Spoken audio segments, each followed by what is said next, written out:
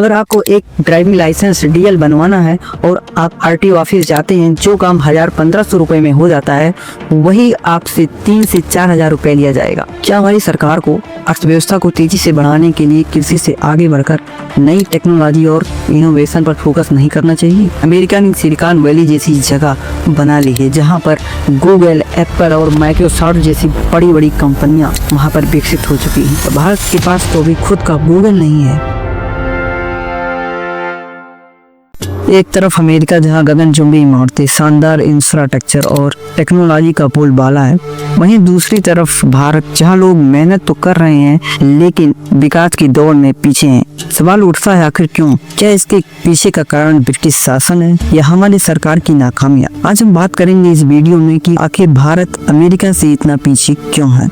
America को 1776 ईस्वी में आजादी मिली और तब से उन्होंने विकास करना शुरू कर दिया। वहीं भारत को 1947 में आजादी मिली, यानी 200 सालों तक हमारा देश लूट और शोषण का शिकार बन चुका था और आर्थिक और सामाजिक रूप से कमजोर भी हो गया था। अगर हम इतिहास को पीछे मुड़कर देखें तो उससे केवल एक ही निष्कर्ष निकलता है कि उससे हम अपनी गलतियों को सीख सकते हैं कि हमने कहां पर गलती की, उसको रिपीट नहीं कर सकते। लेकिन आजकल हमारी सरकार वही रिपीट करना चाहती है। अमेरिका की जीडीपी 26 ट्रिलियन डॉलर से अधिक है, जबकि भारत की जीडीपी 3.7 ट्रिलियन डॉलर है। आखिर इतना फर्क क्यों है?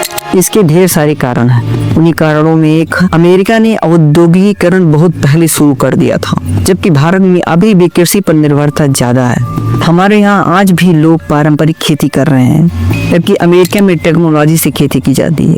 उसके पीछे का मुख्य कारण यह है कि हमारे यहाँ के फार्मर यानी किसान के पास उतना पैसा नहीं है, उतनी सुविधा नहीं है कि वो टेक्नोलॉजी से खेती कर सके, क्योंकि हमारे देश की सरकार इतनी निकम्मी हो चुकी है कि वो केवल टेक्नोलॉजी खरीदती है, टेक्नोलॉजी खुद से विकसित नहीं करना जानती है।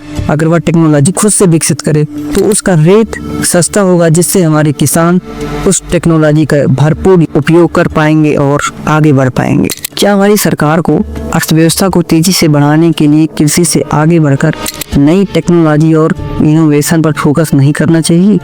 इसका आंसर आप कमेंट में जरूर बताएं। और दूसरा पॉइंट आता है शिक्षा। शिक्षा किसी भी देश का भविष्य तय करता है, लेकिन क्या हमारी सरकार एजुकेशन सिस्टम पर सही से काम कर रही है या फिर खिलवाड़ कर रही है? अमेरिका में स्टैनफोर्ड, MIT और हार्वर्ड जैसे विश्वविद्यालयों में दुनिया के सबसे तेज स्टूडेंट पढ़ाई करते हैं।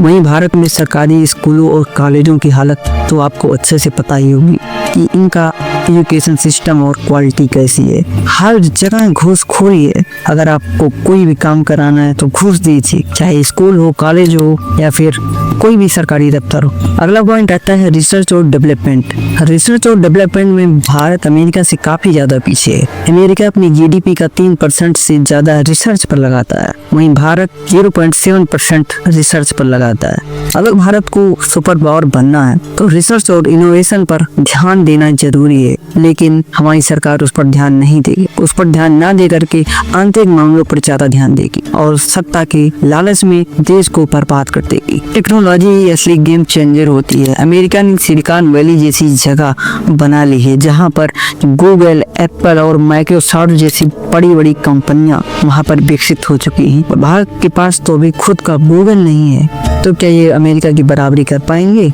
और करेंगे भी कैसे? खुद का पेट भरेगा तभी तो कुछ कर पाएंगे। अभी खुद का पेट भरा ही नहीं।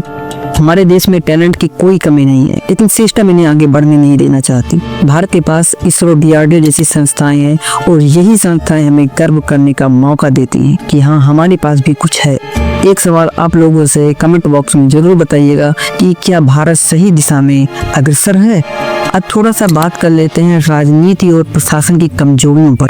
कोई भी देश तभी आगे बढ़ सकता है जब उसकी सरकारें तेज फैसले ले और उसकी नीतियां प्रभावशाली हों। अमेरिका में कोई भी नई पॉलिसी तुरंत लागू हो जाती है, जबकि भारत में एक सड़क बनाने के लिए सालों लग जाते हैं। आखिर क्यों? क्योंकि यहाँ पर भ्रष्टाचार की नींव खड़ी हुई। यहाँ पर लोग करप्ट हैं, देश को आगे बढ़ने नहीं देना चाहते, खुद की जेब भरना चाहते हैं, क्योंकि हमारा सिस्टम ही करप्शन से भरा हुआ है। अगर आपको एक ड्राइविंग लाइसेंस डीएल बनवाना है और आप आरटीओ ऑफिस जाते हैं, जो काम 1000-1500 रुपए में हो जाता है, वही आपसे 3 से 4000 रुपए लिया जाएगा। अगर आप शिक्षित नहीं है तो आपको ये दुनिया लूट लेगी। ब्यूरोक्रेसी और भ्रष्टाचार हमारे देश की सबसे बड़ी समस्या है और ये क्वेश्चन आपसे है कि क्या हमारे सिस्टम में पारदर्शिता लाने की आवश्यकता है या फिर नहीं है। कमेंट में जरूर बताइए। अगला पॉइंट आता है जनसंख्या। 140 करोड़ की जनसंख्या हमारे लिए वरदान भी है और अभिशाप भी है। अगर हमारी सरकार इसे सही रूप से स्किल करती है तो भारत दुनिया की सबसे बड़े आर्थिक शक्ति के रूप में उभर सकता है। अगर वो नहीं करती है तो यह बेरोजगार के रूप में देश पर बोझ बन सकती है और वही हमारी सरकार करना चाहती है। हर जगह घूस और भ्रष्टाचार की नींव खड़ी कर दी हो। अगर हमारी सरकार युवाओं को रोजगार के लिए तैयार करती है तो हमारा देश अमेरिका के मुकाबले खड़ा हो सकता है और सुपर पावर बन सकता है। अब हम बात करते हैं कि भारत आगे कैसे बढ़ सकता है। अभी तक तो मैंने केवल कंपेयर किया है। हमारी सरकार को शिक्षा और रिसर्च पर ज्यादा से ज्यादा फोकस करना चाहिए। टेक्नोलॉजी और इनोवेशन को बढ़ावा देना चाहिए। तानाशाही और भ्रष्टाचार की नीतियां खत्म करनी चाहिए। उद्योगों और स्टार्टअप्स का समर्थन देना चाहिए और सबसे बड़ी बात जनसंख्या को संसाधन में परिवर्तित करना चाहिए। जैसा कि मैंने वीडियो में बताया, अगर हमारी सरकार ये कर सके तो वह दिन दूर नहीं कि हमारा देश भारत भी सुपर पावर बन जाएगा। तो दोस्तों, वीडियो अच्छा लगा हो तो वीडियो को लाइक करें, अपने दोस्तों के साथ शेयर करें और चैनल को सब्सक्राइब करना ना भूलें। आपका एक लाइक, एक कमेंट और चैनल को सब्सक्राइब करना हमें काफी मोटिवेशन देता है। मिलेंगे अगले वीडियो में। जय हिंद।